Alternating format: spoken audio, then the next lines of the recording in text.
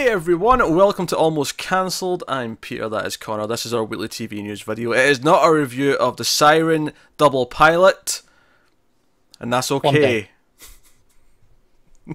It's funny because we said last week, oh, if you really want us to do it, and look, we got like several comments saying, yeah, do it, do it, come back and do it. We'll come back and do it. We're far too busy for the next little while, but we'll come back as a joke. Once it quietens down, yeah. And we'll do the Siren pilot as a joke. It was fine. And all 10 people who care about us doing the Siren pilot can enjoy the Siren pilot review. Don't ever say we don't do anything for you. Make a statement like that after we've actually done it. Right now, that's a bit of an empty message. Well, I'm saying we're going to do it. The promise is there. Therefore, you know, you should be thanking us just for the promise. I feel like your promises aren't worth a whole lot. Yeah, that's fair. I mean, you're ginger. Have you looked in the mirror recently? Just because you've tried to cut some of it away and there's less of it, that doesn't, you know, you're not hiding it. Oh, well, that's fair. I try and avoid mirrors. You know. I don't know what Do you know, it's funny how sunlight affects gingers more. You try and avoid mirrors. There's a lot of vampire. I got sunburnt inside the other day. I was sat at my desk and it was a really nice day, so I had the curtains open. No, and I thought, oh, it's really nice. It was warm, and it went through the window, and it was on my arm, which was in the same place for about 2 hours, and then I realized I've got sunburn on my arm from where it's come through the window. Unless you're someone who goes like mountain climbing or something, and you're outside all day, I feel like you shouldn't be getting sunburnt in April. Maybe if you live in like, you know, like a really, really warm climate, maybe, but you'd think, but here we are. Wonders will never cease. We talk about TV news on this show. We also pick our favourite episode of TV at the end, you know, of the week, not ever. Favourite TV episode of the week. Challenge. Yeah. What's your favourite episode of TV of all time? And why is it Twin Peaks Part 8 from The Return? Oh, it's the first one that came to mind, alright. I'm sure. I'll give you for the last year, but all time, bold statement. Which we did agree on, and that's we gave that the award at the end of the year. Yeah. So, you know, that was a correct statement. We established that was the best of the year. It was. I can't remember what we picked the year before that, but I'm sure it was fitting, whatever it was. Oh, absolutely. So, yeah. So we'll get into it. I don't have anything else to waffle on about without getting into it. A couple of quick things per usual to start off with. Everything Sucks has been cancelled from Netflix after one season. Cool. Not much to say. I didn't like the look of it. Yeah, I wanted to review the pilot. Not the whole thing, just the pilot, and Connor refused. So that's why there's no review of that. Yeah, it looks like we didn't miss out on much. Sometimes one-season shows can be fantastic and be the best things ever, and people are just idiots. I can't think of a single example. You will never take the sky from me. Why would I want to? I don't give a shit about the sky. Clearly it burns you. The sky lets the sun in. I know. I need the clouds. Come back. And then the other thing is, on the opposite end of the spectrum, is that Roseanne has been renewed for what they're calling season 11, which is accurate, I guess, if you want to call it that. They're calling it. Oh yeah, it's probably because it's the 11th one. Well, no, because it's a revival. Because Will and Grace aren't doing that. They've called their new season 3, the one they just renewed. Yeah, I know. So I know. There's a precedent here for doing one or the other. There is. Yeah, it was in Hot Bollers, but apparently there was some digs on the show this week. I don't watch Roseanne. I just saw the controversy from it, of them making fun of other shows on ABC for having diverse casts. Yeah, people aren't happy. Yeah, I read the line of dialogue from the episode. It sounded a bit, it didn't sound like there was anything witty about it. It was just, here's a jab because... Well, that's it. I read it as like, there isn't actually a punchline to this joke. It's just a statement. Yeah. It's not a joke. It's a statement with heavy sarcasm at the end of it. Yeah. It felt poor taste. So. Yeah, it did. Whatever. Yeah. How about you don't diss on all the other shows on your same network? It's almost like ABC are going like, hey, this is making, a lot of money for us because it's getting like 15 to 20 million viewers. Whatever the hell it wants. Yeah, we'll shit on all the other shows that we're supposed to be supporting. Yeah. Anyway, so here's some good news. Well, mostly good news. There's one bit of bad news mixed in with this, but it's mostly good news. The CW has renewed a lot of shows. Oh yes, yes it has. I'll just Because read it does you them this all. every year. The bad news, of course, is that Arrow has been renewed for season 7. My liver agrees that it is bad news. They have also renewed Crazy Ex-Girlfriend for season 4, Legends of Tomorrow for season 4, The Flash for season 5, Jane the Virgin for season 5, Riverdale for season 3, Supergirl for season 4, Supernatural for season 14. Also, Black Lightning and Dynasty both get second seasons as well. So there you go. And I was actually thinking when I read this at first, I was like, wait a minute, I was like still in high school when Supernatural started. Which, I mean, that didn't mean a whole lot like 10 years ago when it was on like season 4, but now it says something. Yeah. It's been a while. Yeah, it has. So, 14 seasons of the damn thing. I know. I mean, hell. So that's never dying, apparently. Like those actors were the hot 20-somethings when they were casting that show, and now they're probably pushing 40. Probably. At least mid to late 30s, right? Oh yeah, because I mean, I think I'm going to at the earliest they were probably like 20, if not like 23 to 5. I'm going to guess 23 to 25, that sort of range when they were cast. That would make sense. All right, because they weren't supposed to be teenagers as well, so it's not like they were casting as young as CW might normally cast. Yeah. Because the younger brother was, I think, in college in the start of the show. One of them was born 82, so he's 35. Okay. Well, we're actually And the researching other this. one is 40. One's actually hit 40. Yeah. All right. So I'm assuming Ackles, who plays the older brother, is the 40-year-old. Yes. Cool. That makes sense. So there you go.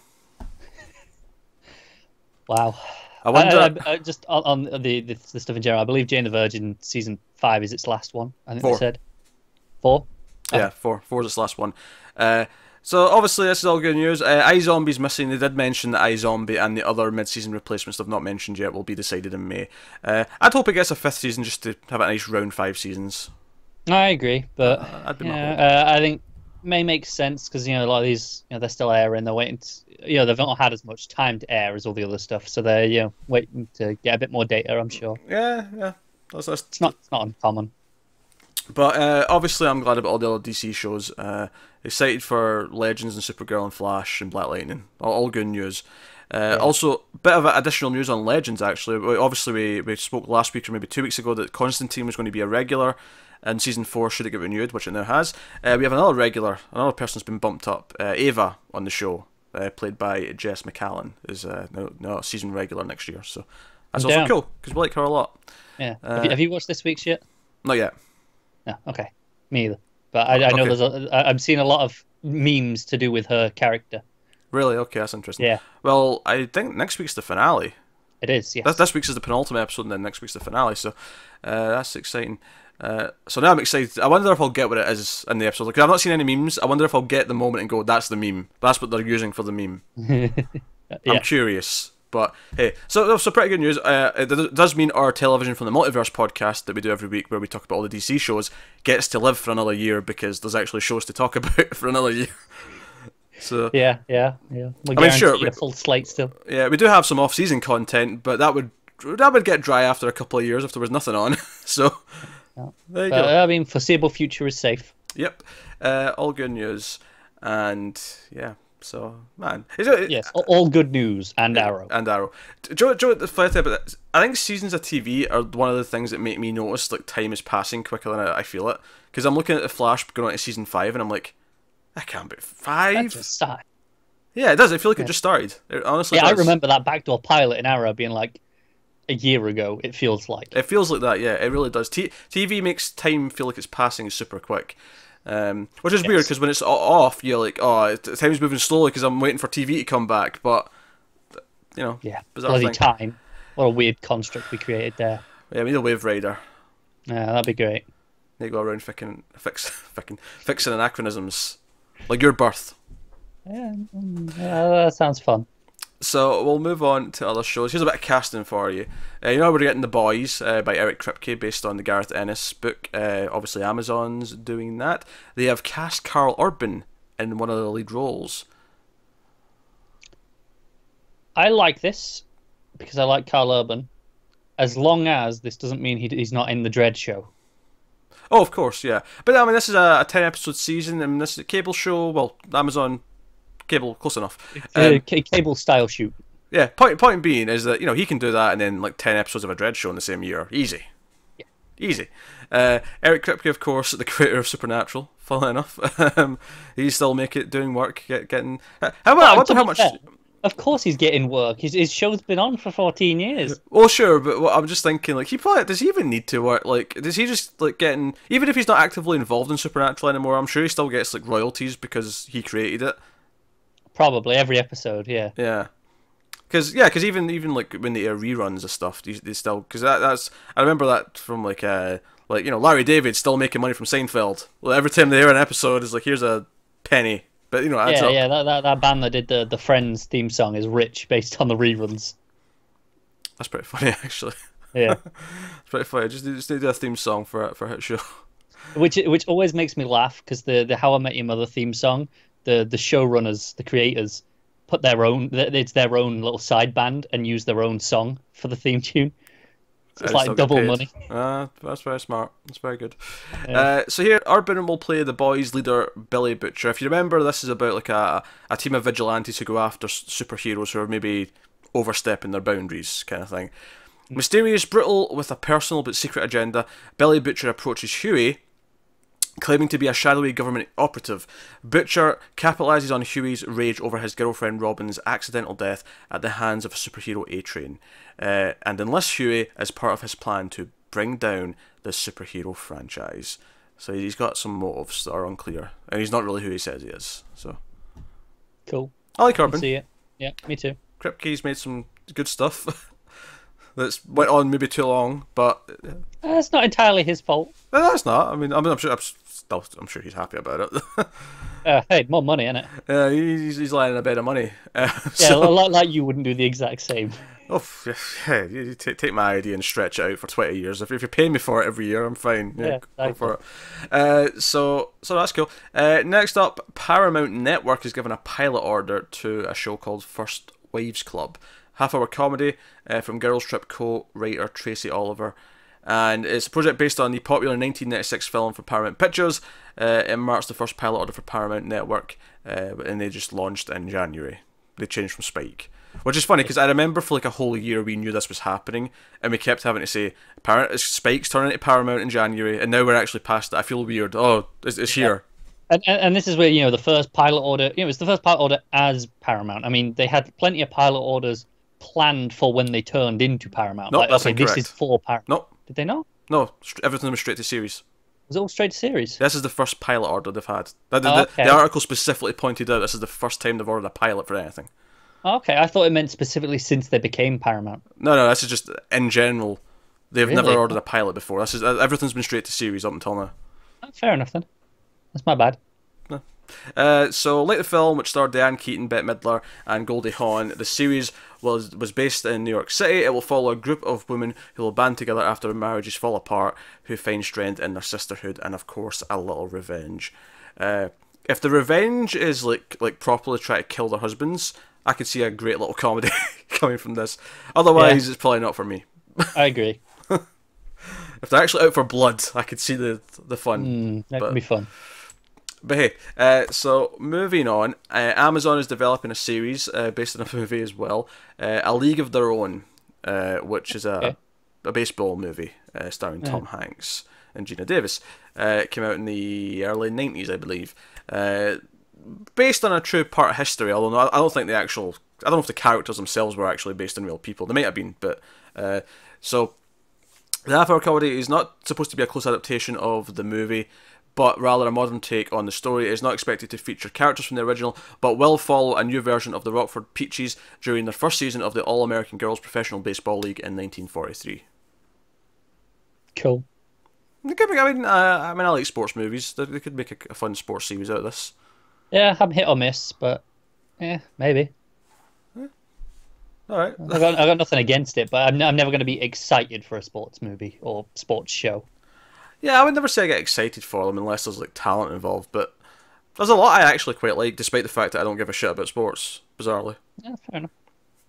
I think it's because unlike real sports, you can actually film it properly and it's dramatic. I know, that's true. Instead of just being, the wide shots and back and forth and Yeah, which makes sense for actual sports, but it's boring for a movie. Aye. Well, spawn for sports as well. Yeah, That's why I don't like sports. You know, you can't do that in real time. Yeah, I also don't have like attachment to the people on the field. I don't care. Yeah, no, that's true. They're just random athletes who I don't care about their personal lives. As much as tabloids try to shove it down my throat, I don't care. I don't care. Go away. Not until one, goes to prison. That's when it's more interesting. I still don't care. I don't care about the person. I just, the story's more interesting when someone's gone to prison, right? Depends what it's for. Tax evasion is not that exciting. No, okay, all right, I'll give you that one. But it's something interesting. Because he murdered all his teammates in the locker room before the game. Now that I'm interested in. That's an interesting story. I'll admit. Anyway, so we'll move on. And this is the third thing in a row. It's based on a movie. But yeah. So High Fidelity. Have you heard of High Fidelity? I've heard of it. Yeah. Yeah, John Cusack movie from. Well, it came out in 2000. The movie. The book that it was based on came out in 1995. So this is Disney developing this for their streaming service. Oh, okay. So we got another one of these projects. It is gender swapped, so you've got John Cusack's character is now a woman. The High Fidelity TV series is a departure from the book, while still capturing the romantic comedy and authentic spirit of the original source materials. It centers on a record store owner talking straight to the camera as she chronicles past relationships. Okay. I think the only notable thing about this, other than the fact that if you like the movie, maybe you've got some connection to this, is that it's kind of the first thing of its kind for this service. Like, they've got their Star Wars and superheroes, they've got their kids stuff, their animated stuff. This is kind of a different audience, so that this is clearly a different path they're trying to take, so that they're appealing to everyone. Yeah, like I say, we've had the Marvel, the Star Wars, the mainline Disney, the Pixar. This is something a bit different. So, at least if nothing else, I'm starting to see the more value in the service. If this one doesn't appeal to me directly, I can see them going, okay, no, we want a variety of content. Outside of that no R-rated content business that we've heard about. Yeah, that's a little disappointing. But hey, if they give me the follow-up to Star Wars Rebels, I don't care. That does not move my needle. You realise that, right? One day we're watching some Rebels. It's so good. If anything, that actually puts my needle in the opposite direction. It's like, there's a Star Wars show on it? Not having my money. I'm going over there. It's so good. I'm being hyperbolic, people, before you start commenting. I know. As a child, it's just Star Wars. I don't care. But you don't really care about Star Wars that much. No, I don't. Marvel, you're hit and miss on. Let's be honest. Hit and miss. Like, I like superheroes. You're inclined towards it, but it doesn't always land. Doesn't always land. Yes, that's a fair You're not statement. huge on most Disney properties or Pixar properties, for that matter. Lately, at least. I like a lot more Pixar than I do Disney in general. But I mean, all the Pixar stuff I like is basically like, I don't think there's anything after proper Disney. There's nothing after Toy Story 3 that I particularly love from Pixar. What was the proper Disney? The question there. Because when Disney came in and took the job for them directly, it became a bit more Disney-fied, I suppose. I mean, funnily enough, I think since again post Toy Story 3, my favourite Disney CG movie is actually probably Big Hero 6, which is not Pixar. Yeah, no, very good movie. So very good. So, I don't know. I've still been mostly in on the Pixar stuff. It's not been as strong necessarily, although there have been some that have been up there. I mean, you've seen them all, to be fair. Coco was pretty fantastic. I never saw Finding Dory. Surprisingly good for something that I thought was going to be an unnecessary sequel. Because I thought a lot of heart. Yeah, because I thought Monsters University was fine, but it was just a sequel. It didn't need to exist. That's fair. Brave looked good, but it's pretty good. It's nothing special, but it's pretty good. But the story's pretty, whatever. Typical Disney story. Yeah. Inside Out, well, arguably very good. It bugged me that I kind of feel like they were just going through their greatest hits. Like, I've seen almost every idea in that movie in a previous Pixar movie. It was kind of like... That's fair. Their shtick was starting to feel like, okay, even though this is still very good, I can see through the... Yeah. It's the window, it's funny, we were just talking about sports movies. Cars 3 is very much a sports movie. Oh, aye. I'd assumed Cars 1 and 2 would have been sports movies as well. Well, no. 2 isn't. 2 isn't at all. 1 kind of is. But it's a little bit different. But 2 isn't at all. But 3 is the first proper sports movie that they did all in. But it pays off really nicely with the first one. don't bother with 2. Just skip that. It's shite. But Coco is like the best Pixar movie in like a decade. I may get around to it at some point. I feel like for animated stuff, for me, it really has to sing to me, and sometimes that'll happen, like How to Train Your Dragon 1 and 2. It's fine. We've got Incredibles 2 coming this year. I do like Incredibles, and I love Brad Bird. Aye. And it's a sequel to his second best animated film, so that's exciting. Best animated film. Iron Giant exists. Yeah, it does, but it's not as good. Honestly, if I'm thinking about it, I think it's funny because I feel like there's more CG animated movies I do actually like than 2D ones, but I do think 2D animation looks better. Yeah, no. Do you know what I think it is as well? 2D animation, it takes more time, especially these days. You know, there was a period where it didn't, because 3D animation was, tough with the technology. But 2D animation, it takes so much time that typically there's a bit more care gone into it. Like they're not just going to rush out anything. Whereas now, 3D computer animation, they can kind of just shit out whatever they want and not really worry about it. Yeah, it can fix things. They can just kind of go, yeah, all right, that'll do. It doesn't cost anywhere near the amount of that it took to get everyone to draw the 2D animation stuff. Yeah. I don't know. I was just thinking about it there. I'm like, yeah, no, I mean, I actually like. I love Incredibles, but I do think Iron Giant just visually is more appealing to me. But I think it's just 2D animations.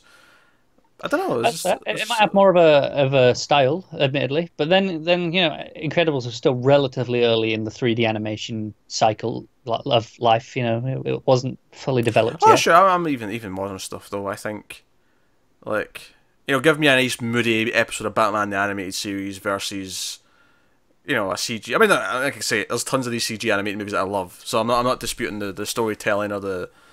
Again, this is what I'll say. Make sure you watch Coco, because that's actually got real style to it and visual, like flair. Okay, all right. Anyway, what were we talking about there? TV, presumably, not Pixar. TV, but we got there. Oh, High Fidelity, Disney. That's what it was. All right, let's move on. So Netflix have ordered a straight-to-series show, a dark comedy from writer Liz Feldman and executive producers Will Ferrell and Adam McKay. It's called Dead to Me. It is about a powerful friendship that blossoms between a tightly wound widow and a free-spirited with a shocking secret. Netflix has given it a 10. A free-spirited what? A free spirit with a shocking secret. Oh, okay. Yeah, that's why I blundered there. But yeah. Yeah. So a widow and a free spirit, and okay, they've got a shocking secret. Not a whole lot to go on there. No, I mean, I really don't have much of an opinion on this here. I feel like dead to me can't just be literal. I feel like it's got to be like someone saying, "You're dead to me." Like, I feel like that has to factor into the title somehow. Probably. It has to. That probably happens, and then they actually die. Yeah. Possibly. And then they're the spirit. Speaking of Netflix, though, they've given an order to an adult animated comedy called Paradise PD. It's a half-hour program. It's got a 10-episode order, which seems to be the consistent thing. It's going to premiere later this year. It is hailing from Brickleberry creators Waco Ogwin and Roger Black. Never heard of it, but I'll take the word for it. Paradise PD is a comedic take on small-town police department where the cops are comically bad at their jobs. Never seen that before. To be fair, in Brooklyn Nine-Nine, they're not actually that bad at their jobs. They tend to actually be pretty good at their jobs. Okay, yeah, that's true. But I feel like, cops being bad at their jobs is not completely original. Sure. I mean, with any comedy, it just depends. I mean, that's the thing, though. How many sitcoms are just a family in a house? But some of them are amazing, just because... Oh, exactly. I'm just saying, yeah, I always hope for a little bit of flair in a description, just so I know what it's going to be like. Whereas this is... Okay, fine. It's adult, so it's, I get that, and then it's some cops. Sure, could be anything still. Well, with that ringing endorsement, we'll move on to the dramas. We do have a pretty big thing to start off with here. FX has ordered a pilot, finally, for Y the Last Man, which has been in some sort of development there for a long, long time. It was first brought up as a TV show possibility or a movie possibility over a decade ago. This has been a long, long time coming. This news, when I saw this the other day, genuinely shocked me because I was convinced this was just never happening. So they got a pilot order at FX, which is a good place for it, I think. I think FX, that's a good home for something like this. Michael Green and Ada Mashaka Kroll are going to be showrunning the show. Green comes from American Gods, Blade Runner 2049, and Logan. So some things in there are kind of interesting. And then Kroll comes from Luke Cage and Turn. So I don't think either of them, of course, were like showrunners on these shows. I think they were on writing staff. So it's hard to say what the quality is going to be like with these two. But they're going to be showrunning. Exploring gender, race, class, and survival, Why the Last Man is a post-apocalyptic science fiction story that takes place in a world in which all men, except for one, are dead. The comic book came out in 2002 and ran for 60 issues. And I've read the whole thing. It is fantastic. So I thoroughly approve of this. Be curious to see how they pull off some of this, because the entire thing's essentially one big road trip. Yeah, and we saw how that went for Preacher. Yep, that's true. I mean, obviously they just stop and stay in places for portions of time. Sure. But the whole thing is searching for someone who can help and maybe figure out why he's alive and like what caused the virus, what did this. But Why the Last Man's a great book, great series. It's been a long enough time that I should probably give it a reread at some point soon, actually. But it's I'm intrigued by this. I mean, I think they could very easily screw it up, but. Oh yeah, obviously. I've not read it. I know the general outline. Of, I've seen bits. It's kind of big enough in the culture that you're kind of just aware of it. Mm-hmm. But I think it's got a lot of potential. It definitely is a TV show. Because I know there were some people saying it should be movies. So I'm like, no, definitely not. Yeah, I mean, you could maybe condense it into a trilogy, maybe, but you'd be jettisoning a lot of stuff, I think. Yeah, I feel like the nature of it really lends itself to TV if it's going to be adapted. Yeah, what I actually think is really funny is that there's a twist, which I won't spoil, of course, but there's a twist in this that actually got used in a different TV show a couple of years ago, which I think is quite funny. So, luckily, it's such a different genre of show, despite having some of the same plot and twist. I'm intrigued as to what show this is. I'll tell you after the record. I don't want to say because people who have watched that show then will know there's a twist coming. No, there's a twist, and yeah, and they might be able to reverse engineer which. I shouldn't say twist. I should say reveal. It's not a twist. It's a reveal. But ooh, how pretentious of you! There's a difference. I mean, sure. All right, so that's pretty cool. So we may actually see the light of day. I noted that one. I think it was Deadline. Not my article came from Variety. Then I saw it in Deadline, but Deadline's title implied that right now the name for the show is just Y, the letter Y, which will be a nightmare to search for. So I'm hoping they. Why would you do that? There's no good reason for that. Ugh. Yeah, I know. So we'll move on. So Nat Geo. Don't usually talk about. Sorry, why are we talking about this? Well, because they're getting into scripted content. Since when? Well, they've got a thing with DiCaprio producing in the works, and they have season 2 or something coming. So someone just got renewed. So they've got a couple, and we've got a new one in development now. All right, hit me. So National Geographic are developing a series inspired by the film Hidden Figures, which itself was based itself on a book of the same name by Margaret Lee Sharley, which told the true story of the black female mathematicians who were instrumental in the early days of the American space program. TV project in the early stages of development. It will be executive produced by Peter Chernin and Jenno Toplin of Chernin Entertainment, and they both produced the film as well. So yeah, I think what's interesting to this, it doesn't say, but I would make the assumption here that this is going to be anthology style, and each season would be about different people. Yeah, that, or it's going to just be a limited series, right? But yeah, but why would you make a series based on that movie and just tell that same story in TV, like, a couple of years after it came out? That feels weird to me. I agree, but maybe just because they want to. But that's why I don't think it's that at all. If nothing, maybe it will be one continuous story. If it is, then it'll be these characters maybe going through all their lives, like it'll just go through everything. But I don't think that's the case. Because I actually think there's a lot of potential here. I think it's a good idea. Because well, think about it. We reviewed an episode of Timeless recently that had Eddie Lamar, and they also did this on Legends of Tomorrow, where she was this actress back in the 40s and stuff, but she was also an inventor. And we didn't know that, and we thought that was a cool bit of trivia. You didn't know that. Okay, I didn't know that. But the point being is that there's a lot of people like that. It's like, oh, you could make a season about that character. You could make a season about this group of people. I feel like there's a lot of potential with this idea. That's just me. I'm assuming it's an anthology, assuming they're going to do more than one season of it. Yeah, that's fair. Like I said, I would assume limited series until they tell me there's a season 2 on a separate, bunch of people. See, I wouldn't, because they'd phrase it. They would say it's a limited series or an event series. They would say that. Yeah, perhaps. Sometimes they say that and then go back in that after they have success, but I don't believe I've ever seen it the other way around, where they phrase it as if it's just going to be a TV show and then, oh no, it's a limited series later on. Fair enough. Maybe this is just my assumption based on, this is from National Geographic. I'm assuming, maybe they're not quite into the lingo yet. I just told you that they had renewed something for a season 2. They've got a couple of things, but, they're still fresh in the game. No, so I don't think it's going to be the same characters, the same people that are telling the story. Not even for the first season. I don't think so. I still think it's just too soon. It just feels really redundant and weird. Like, why? The movie just came out and it was well received. It was good. Why tell that story again? Why not do another group of people or another person, depending on what we're focusing on? That's fair. I think the thing is, usually when I see this done, where it's the movie adapted into this, and even if they do an anthology. Well, to be fair, it says inspired by the film. It doesn't say adapted or based on. It says inspired by the film Hidden Figures. Okay. What did they mention? They mentioned the book that it was based on, right? What did they say about that? The film was itself based on the book by the same name. Okay. They didn't mention this is based on the book either. Okay. Maybe then.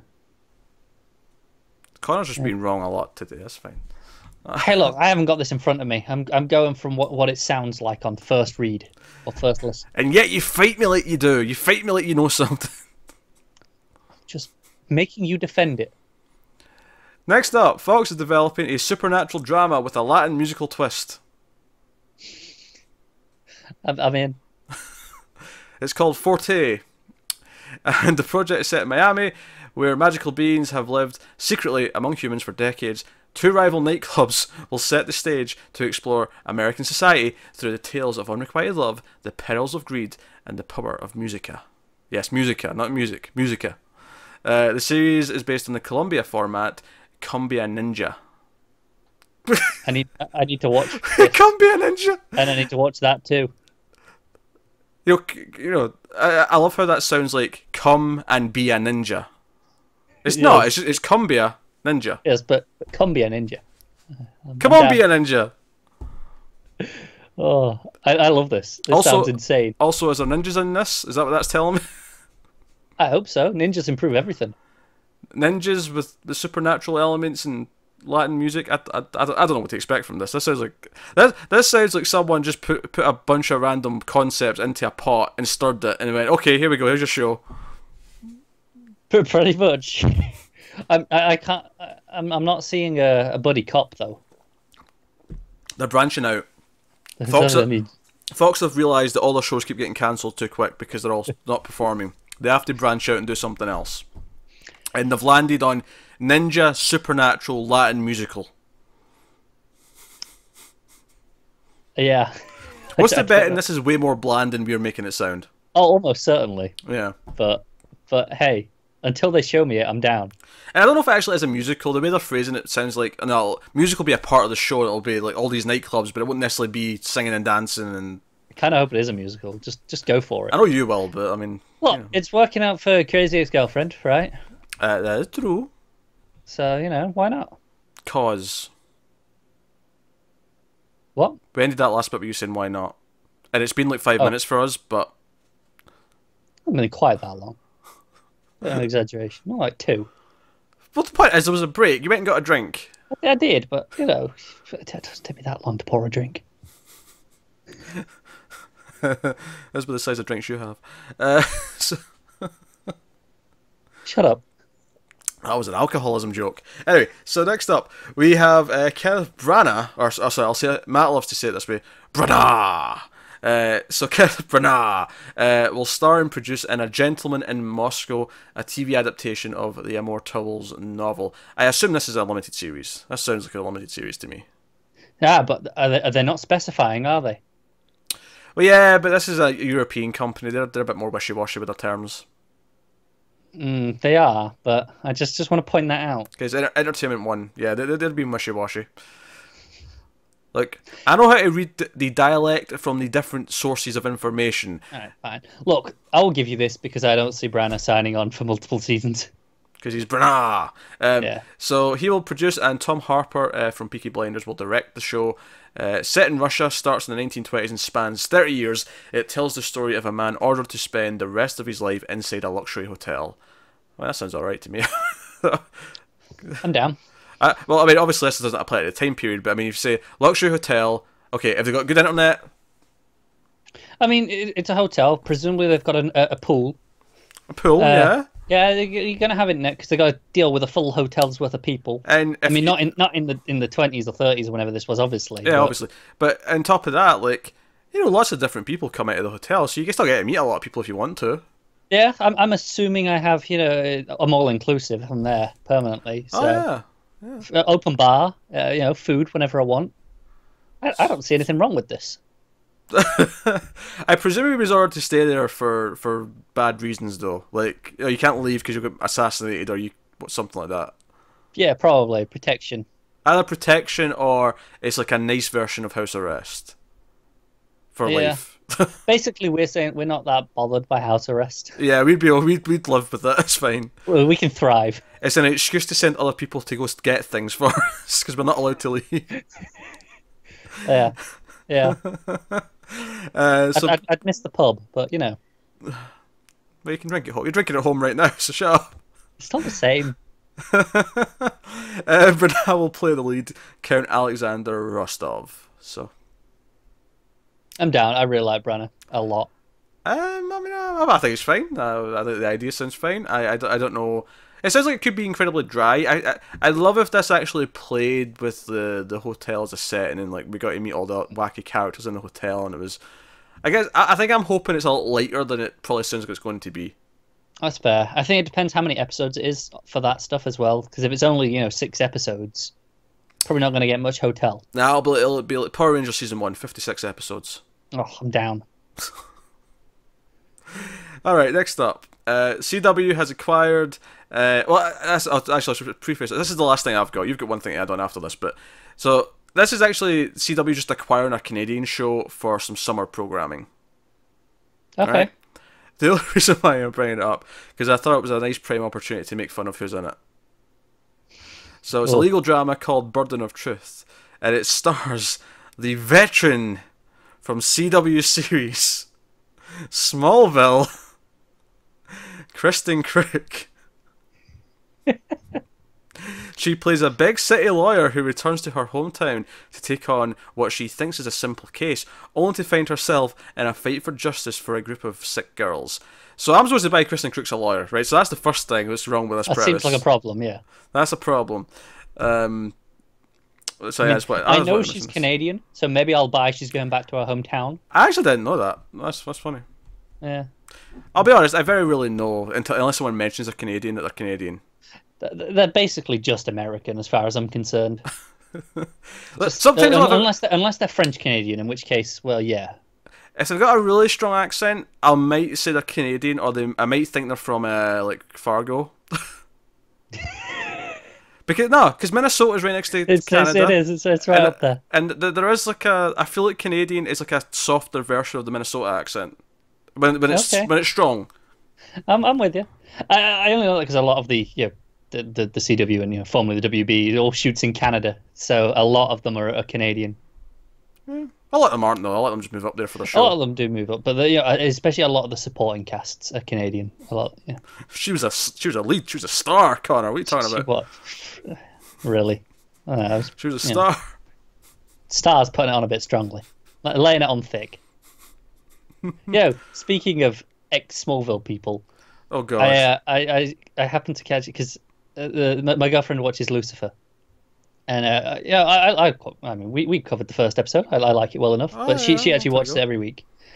And this season, he's actually on that. It's the first time he's been on a TV show in What do you mean quite some You time. mean Tom Welling? Yes, I was getting to that. Right, okay. You just ruined it. We can't say he. I mean, you've But not I was mentioned building it. up the suspense of which he. It was a mystery, but fine. Tom Welling. He's playing like a police chief or something, but also Cain, as in Cain and Abel. No, I thought you meant as in the wrestler. Okay, sure. But also Kane, the big red machine. Yeah, sure. I didn't know the red machine part, but I'm familiar with Cain. Kane, Undertaker's brother. Yes. Well, I didn't know that much, but I'm familiar with him. If you show me a picture of him, I'd recognise him. Yeah, but when he first came in, he was basically maybe this big tank like Michael Myers sort of impression. Right. He was quite effective at the time. He's been terrible for like a decade now, though. Admittedly, he's kind of old and slow, and no one, not exciting anymore. Anyway, so. But what I was saying is he was on that, and I didn't recognise him because in the last like 6 years, he has aged more than he did on the entirety of the decade he was on Smallville. Do you know what I think it is? I think they worked really hard to keep him looking the same on that show, and as soon as he got off that show, he just let himself be like, "Oh, no, grey hair comes in. I'll cut my hair. I'll do all this stuff." Like, don't worry, he doesn't look bad, but just like the change struck me because it was like a decade of him looking. Sure, he aged, but more or less the same. And then this like 6 years without him, and it's like suddenly he's completely different. Interesting. And what's funny actually is when I read this before I got to the part that it was acquired from a Canadian thing, so it's already a thing that exists. Yeah. I thought, oh, someone's casting her in something right now. That feels a bit weird given the recent circumstances. Because we almost mentioned she got out of that. She did get out of it, but she was there for a chunk of time before it got super serious. But from the sounds of it, she was still there when there was using her and Alison Mack's fame to lure in girls into the sex cult. Yeah, from what I hear, she was the one who got Alison Mack involved in the first place. And then Alison Mack became like the co-leader and yeah, it was when it got to the branding stage, that's when she left. She was like, "Nah, I'm out of this." I mean, on the one hand, like, okay, I suppose that's a good thing, but on the other hand, it's like, it took that much. Like, you were already tricking young girls into becoming sex slaves, and that was, I mean, sure, the branding's like another step up. But the cynic kind of says, yeah, the branding is the bit that's just kind of trace it back to you, isn't it? I don't know. She still, it still sounds like she's culpable to me in a lot of this, even if it was before it got super depraved. Yeah. Also, apparently, Alison Mack's the one who had the idea for the branding. That was her brainchild. Yeah. Yeah, of course it was. So her weird pimp leader boyfriend's name was branded into people. As a super dark story. I think it had her initials as well, right? I don't know if it did. I just heard his name. I thought it was a combination of their initials that was branded. You could be right. I'm just sort of saying vaguely from what I remember the stories. We almost talked about this last week actually, and then I said we'd talk about it in TV from the multiverse, and then we forgot to. So there you go. Here it is. Yeah. So here's the thing: when the story first broke a couple of months ago, Alison Mack and Kristen Crick were part of a sex cult. Alison Mack still is. It was pretty funny because I just thought, oh, they're part of a sex cult. They're just kinky. All right, that's kind of funny. And then harmless but funny. Yeah, harmless but funny. And then a couple of months later, no, they were enslaving girls and branding them above the genitals. Okay, right. Less funny, more serious. And now, instead of like giggling when I see her when we do a Smallville episode on television from the multiverse, I'm going to feel awkward because she's a slaver. Yes. And she joined that thing in 2006, so the show was still, that's the last like 4 or 5 seasons. She was like in that cult, so it's serious business. I don't know, dark and stuff. You had something to add out of the news. I did, yes. Thank you for reminding me because I'd forgotten already. So I saw it earlier this week. Gillian Anderson left American Gods. Apparently, this happened a couple of months ago. I don't think we spoke about it. But the reason this is up again now is because they're actually searching for her replacement as media. She left because after the original showrunners Fuller and co left, there was some creative differences with the producers that involved the budget. So sounds like the budget's being cut maybe for season, I would assume. Which is a shame because the best thing about it was absolutely the visuals. Indeed, it was. Yeah. Hopefully, it won't be too drastic. We'll see.